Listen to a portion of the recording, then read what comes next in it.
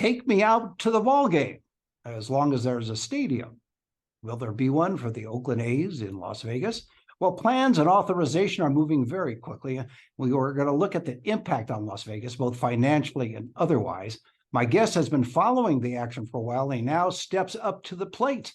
He's Alan Snel. His popular website, lvsportsbiz.com, reports the business side of Las Vegas's expanding sports industry. For everything about Alan Snel and LV Sports Biz, go to lvsportsbiz.com, and you can follow him on Twitter at LV Sports Biz. And Al, welcome back to the show.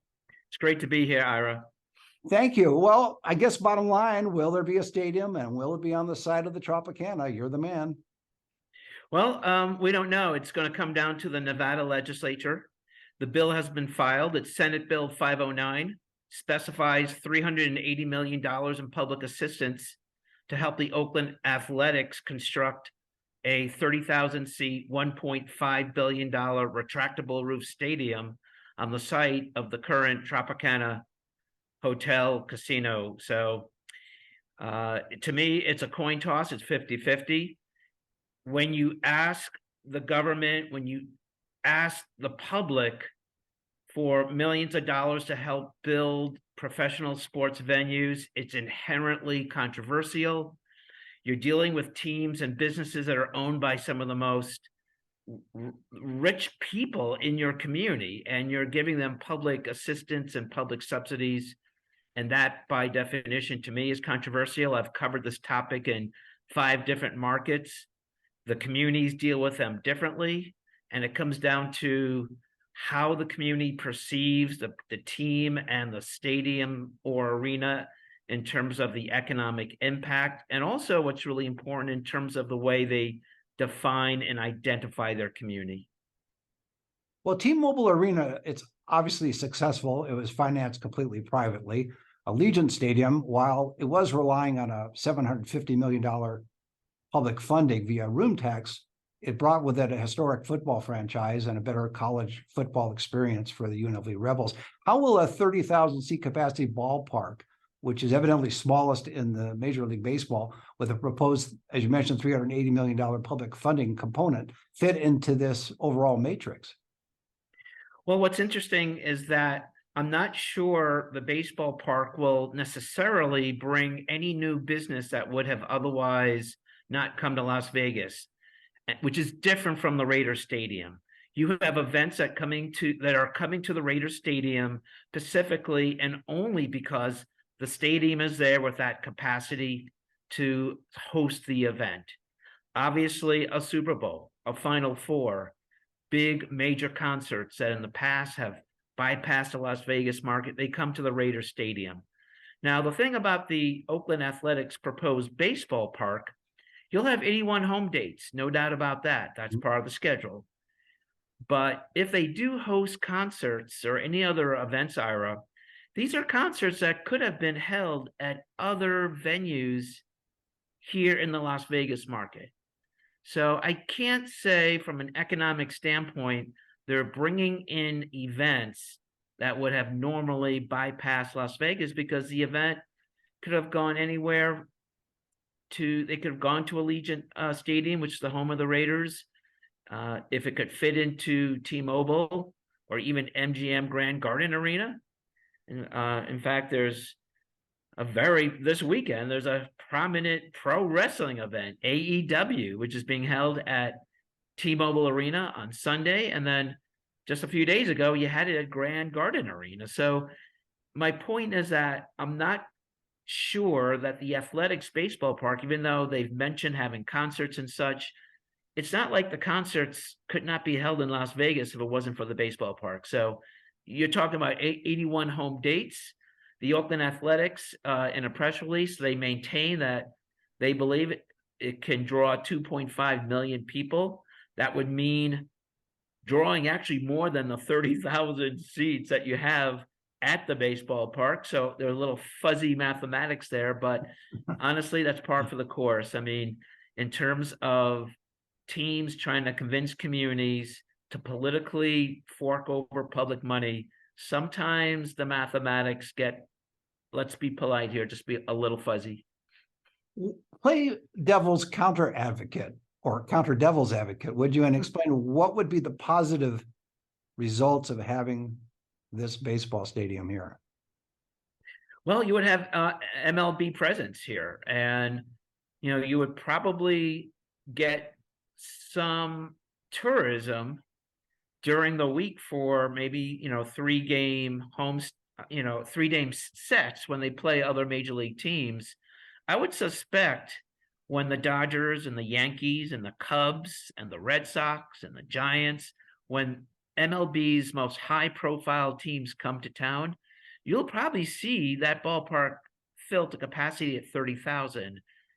So you will have some tourism, and that could add to the economy. But guess what? When the Marlins or the Rays or the Blue Jays or the Reds or some of these other small, or the Pirates, some of the smaller market teams that aren't doing too well, that don't have really big national followings, you might find it a challenge to fill that ballpark on a Tuesday evening or on a Wednesday afternoon for a getaway or a Thursday getaway game. So it's not, I don't suspect that every single game will be a sellout. I think the games against the big high profile brand MLB teams will be very popular. Also keep in mind, Ara, that new baseball parks in general do enjoy kind of a honeymoon period for about a year or two where people will just want to come and check it out.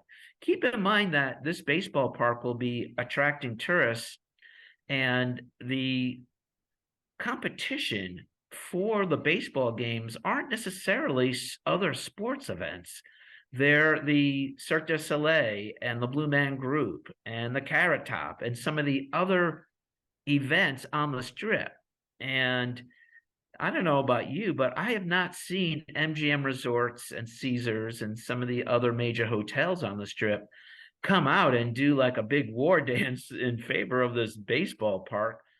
Well, if they're not necessarily supportive of it, who is, and why is there such a intense pressure to approve the public financing and to bring it to the Tropicana, which also opens up issues of traffic and congestion, which we can talk about as well?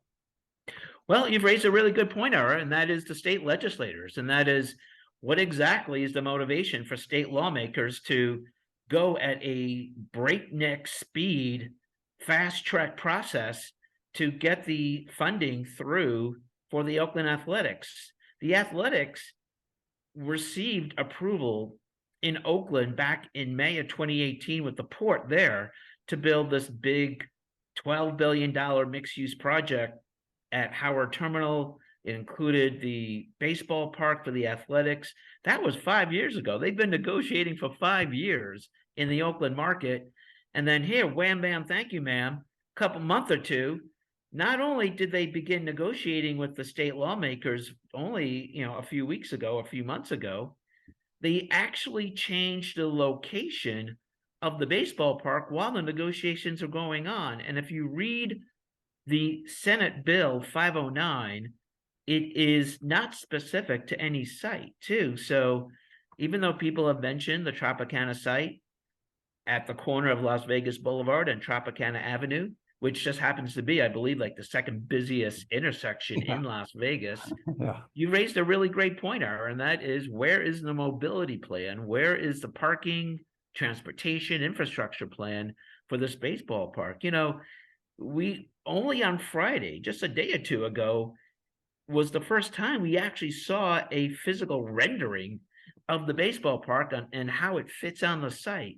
Keep in mind, the Athletics and their advocates and their representatives have been mentioning that it was going to be on a 9-acre section of the 35-acre Tropicana Hotel site. If you look at the renderings, it's rather obvious it's taking up a lot more than 1/4 of the entire site. In fact, it begins on one corner of the site and kind of runs diagonally to the corner. You kind of have views of MGM Grand and New York out, beyond the ballpark. And there's kind of walkways and other ballpark related facilities that kind of stretch from one corner of the property to the other. So obviously, we talked about maybe some of the fuzzy numbers offered by the Athletics. here's a case where they mentioned 9 acres of the site would be reserved for the baseball park. And if you looked at the renderings that have received a lot of publicity, obviously it's not 9 acres. And I guess the parking would be out on the field.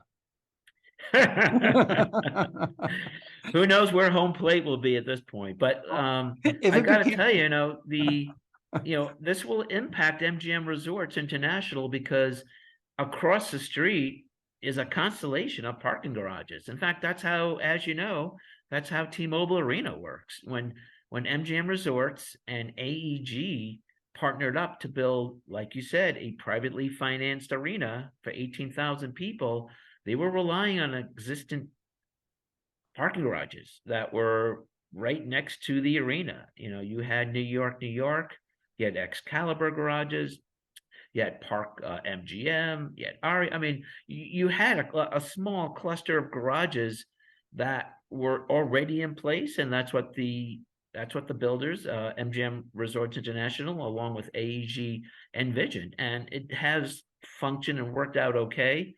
18,000 people do get in and out for Golden Knight games. Now we're talking about 30,000 people. So I have not seen any parking plans. I don't know about you, but the bill, I looked at the bill. I didn't see any very elaborate kind of infrastructure discussion at all in the Senate bill.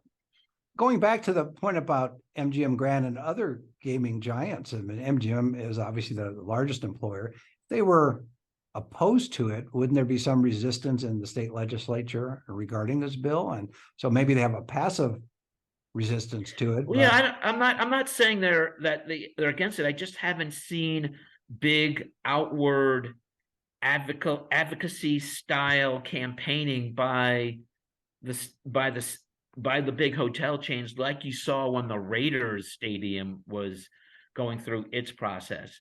The Raiders stadium was a completely different animal. It had the backing of the governor at the time, Brian Sandoval, who was backed by probably the most powerful person in Las Vegas at the time, Sheldon Adelson. And Adelson helped the Raiders get that stadium built. You had Sheldon Adelson and MGM Resorts and Caesars on board with adding more of a charge to their hotel bills. As you know, you mentioned the hotel room tax. That is the funding source.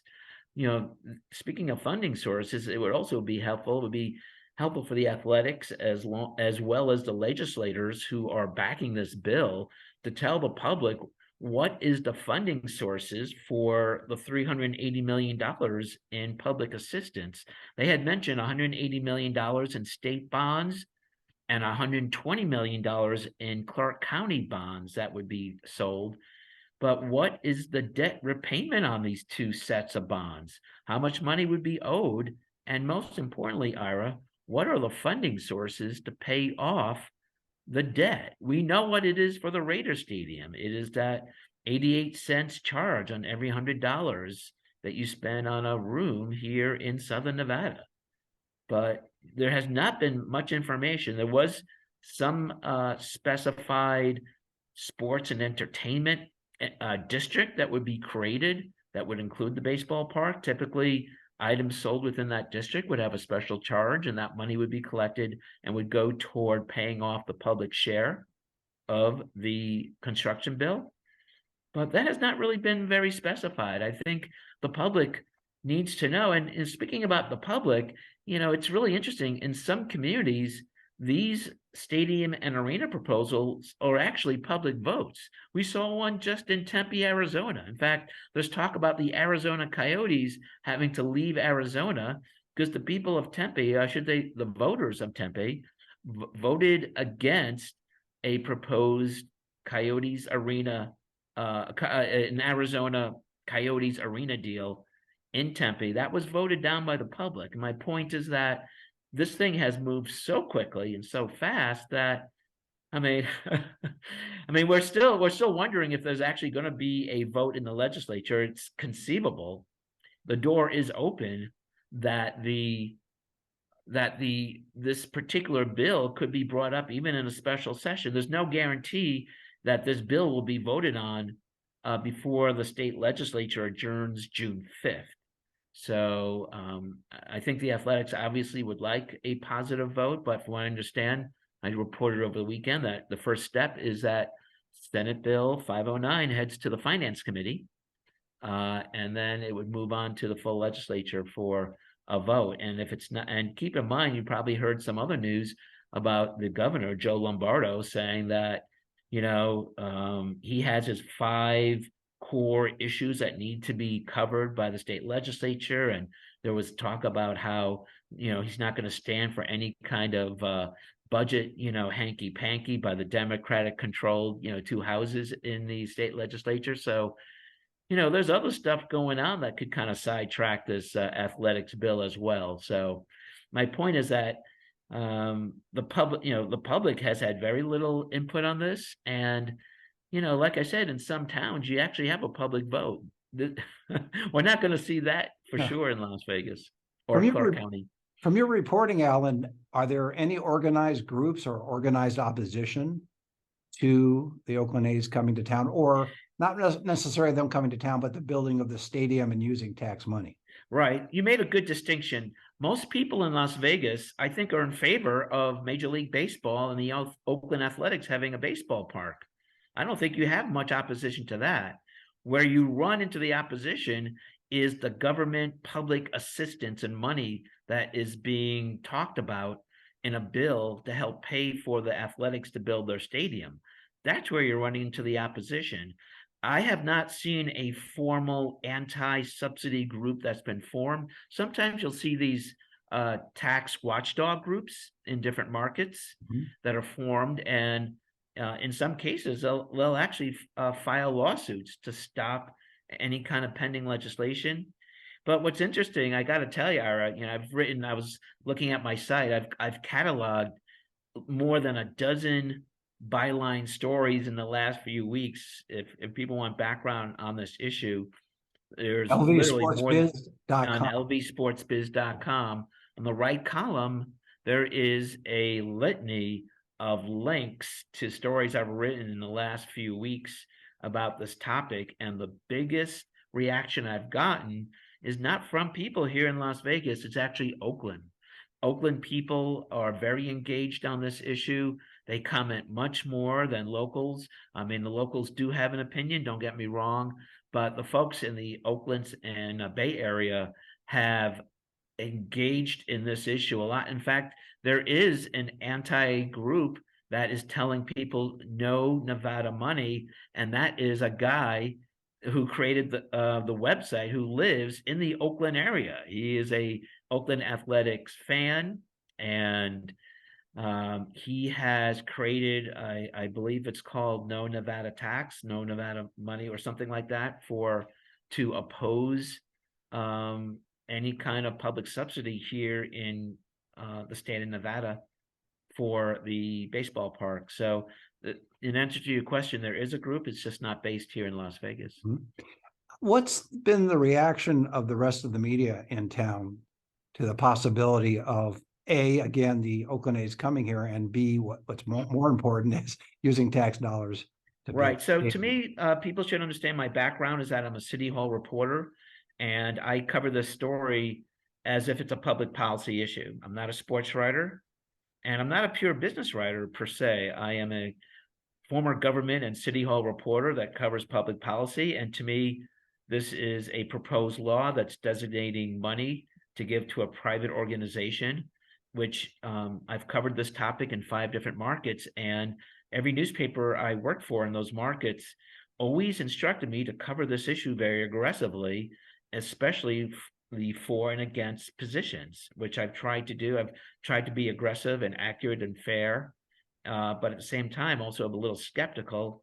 And quite frankly, the media is kind of across the board. I mean, you have some media, a colleague of mine is Howard Stutz at Nevada Independent. He's done a nice job covering it for them. And then you have, other sports reporters who are kind of covering it and kind of, I don't know what you'd call it, kind of, perhaps rooting on, the A's to get their baseball park because they'd like to see more sports in Las Vegas. So to me, the coverage has been kind of across the board. Are you able, because of your background and your sources, are you able to get into some insight into the Oakland A's? And what I mean by that is, are you able to make contact with people in the organization that you can rely on for either confidential information or at least some insight? No, they haven't talked to anyone. John Fisher, the owner, has not talked, and Dave Cavell, the president, does talk. I interviewed him on April 20th when the ballpark was proposed for the old Wild Wild West site on the west side of the interstate. But John Fisher, the owner, is reclusive. One of my future stories will be comparing him to Mark Davis. Mark Davis, right now, has spent his time going to his Las Vegas Aces game. He sits courtside and talks to everyone. I have lots of photos. In fact, I have a photograph of Mark Davis at a preseason Raiders game where he's signing his autograph on a fan's hand, and he will talk to people. John Fisher is MIA. He will not talk to fans. Doesn't talk to. It's not just fans. He doesn't talk to anyone. And Dave From a Cavell will PR, talk. What's that? Alan, from a PR perspective, though, when you're trying to get something from the state of Nevada and the citizens of the state and county and the city of Las Vegas, wouldn't you want to communicate and be in touch with media, at least through be in touch with people through the media in that location? Well, they don't need to, because they're working for they're not trying to convince the public. You have to understand there isn't a public vote here. They just want state lawmakers to approve their bill. They don't have to win the hearts and minds of locals in Las Vegas. They don't have to talk to us. They don't have to talk to the public. They just simply need to convince a majority of people in the Senate and in the Assembly at the state legislature to pass their bill. That's their focus. And they have lobbyists and lawyers and representatives working for them. Their staff doesn't have to talk to the media because they don't even need to send out a message because the public's not involved. But I think in the long term, doesn't that hurt them? Well, I don't think it really matters to them. Their focus is on passing this bill. Mm-hmm. I mean, let's assume the bill is passed and the stadium is built and there's congestion and there's issues with parking and there's the money and all of that, and the public is not thrilled. Wouldn't establishing an early connection with the public, especially in Clark County, be helpful? Well, let's go back to what the name of the bill is called. It's the Southern Nevada Tourism Innovation Act. And I underline the word tourism. Tourism is tourists, and tourists are not locals. So they're pitching this whole $380 million government subsidy deal as a tourism play. Where is the locals involved? So, that's a good insight that you're giving us, because I was wondering. Their consultant estimated that at least 30% of the fans going to A's games here in Las Vegas would be visitors, and maybe even higher, especially if it's built on the Strip. If it's built on the Strip, it's going to be convenient much more to tourists who are hanging out in the hotels on the Strip than it is to locals. I mean, well, it'd be very convenient to the other Tropicana Tower people. Well, if you look at if you look at the rendering, there's no Tropicana buildings on the site. I mean, they've demolished every building. That's the weird thing. As you know, there's two very large towers on the site and some ancillary kind of buildings. I thought the Tropicana building closest to Las Vegas Boulevard would stay, and I thought the one in the rear of the property would be demolished, and the ballpark would be built kind of on the south side along Reno Avenue there. Kind of there's that road Reno that kind of is adjacent to one side of the property, and I thought it would be kind of on the east side. I thought it would be on the southeast side of that property. But if you look at the renderings, there's no Tropicana buildings. Well, that answers that question then. On the site. So, but the point is, it would be very easy very accessible from people staying at New York, MGM Grand, Excalibur, Luxor, Oyo. That new Oyo hotel right across the street there. So, obviously, those people can just kind of stroll on over. But my point is that it's really a play for tourism than it is for locals. And as you know, Ira, you go to Golden Knight games. I mean, you know what it's like to try to drive down there. It's not the Yes. most pleasant experience for locals. So, in fact, Why take the that's kind of bus? that's kind of the running joke is that I don't think too many local folks really enjoy going to the strip. I mean, there are locals who do go to shows and stuff. Don't get me wrong, but I can't say. Let's face it, the strip is not known for its mass transit. I mean, you have basically the RTC Deuce, which is that double decker bus Yeah, that's what I rumbling up take and when I down go the to the strip. game. Yeah, that works What really well. you have that. Also, keep in mind you do RTC does run a bus from satellite locations Well, to that's go what I to. meant. I didn't mean the deuce up and down the strip. I meant I take a satellite bus in when we go to see Right. games. So I mean Works like a that's pretty charm. much standard. Yeah. You do have the monorail, which takes you kind of from where the Las Vegas Convention Center is back there along Paradise in the Colville area, takes you to the rear part of the MGM kind of complex property, and you have that. And who knows, here in Las Vegas people are just enthralled with the concept of Teslas in tunnels, and they think that's modern mass transit. Having a Tesla in a tunnel.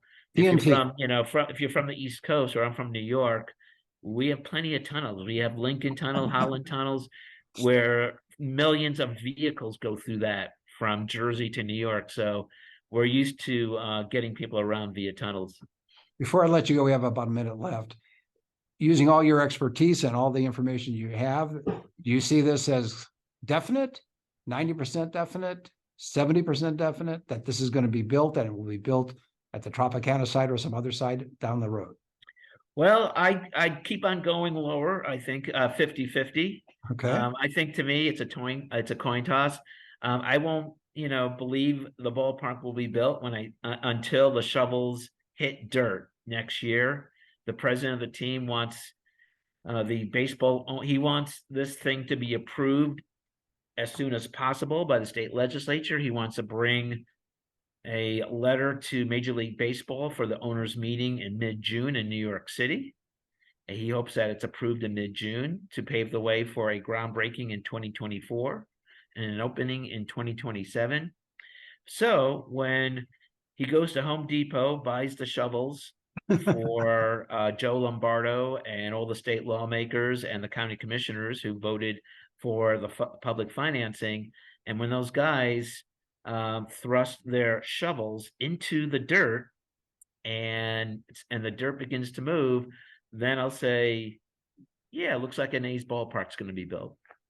Well, that's a great way to leave it. My guest has been Alan Snel, whose popular website, lvsportsbiz.com, reports the business side of Las Vegas's expanding sports industry.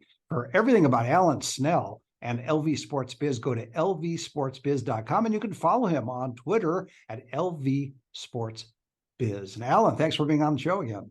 Ira, I always enjoy talking with you. You do a great job. Thank you, and see you next time.